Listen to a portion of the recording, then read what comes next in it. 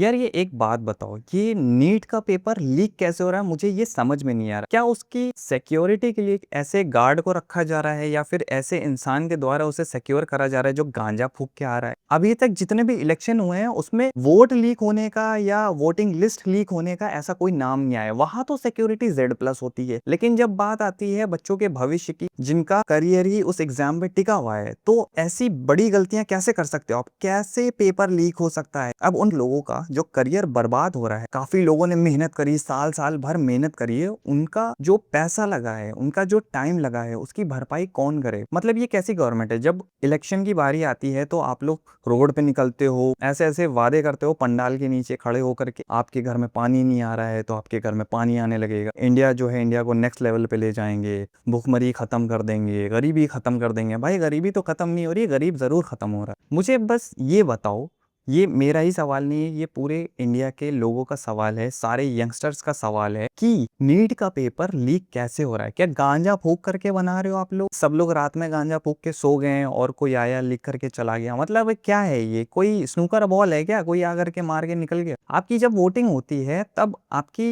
Voting की counting क्या है क्या नहीं, किसने किसको वोट दिया, ये चीजें तो लीक नहीं होती। इसका रिजल्ट तो तभी आता है जिस दिन आने वाला होता है। फिर आपका पेपर कैसे लीक हो रहा है? मतलब आपका सिस्टम इतना खोखला है कि इलेक्शन के लिए सिक्योरिटी Z+, लेकिन जब बच्चों के भविष्य की बारी आई, जब उनके फ्यूचर की बारी आई, उनके करियर की बारी आई, तब पेपर लीक हो रहा है। लोगों का आपने नुकसान करवा दिया, कोई एक्शन नहीं ले रहे हैं। आप लोगों का क्या है? आप लोग तो एसी में हैं। पर जो गरीब आ रहे हैं, जिनके पास एसी तक नहीं है, जो लैंप के नीचे पढ़ के आ रहे हैं, जिनके माता पिता सालों मेहनत करके जो पैसे इकट्ठा करें वो नीट के पेपर के लिए लगा रहे हैं, उनकी भरपाई कौन करेगा?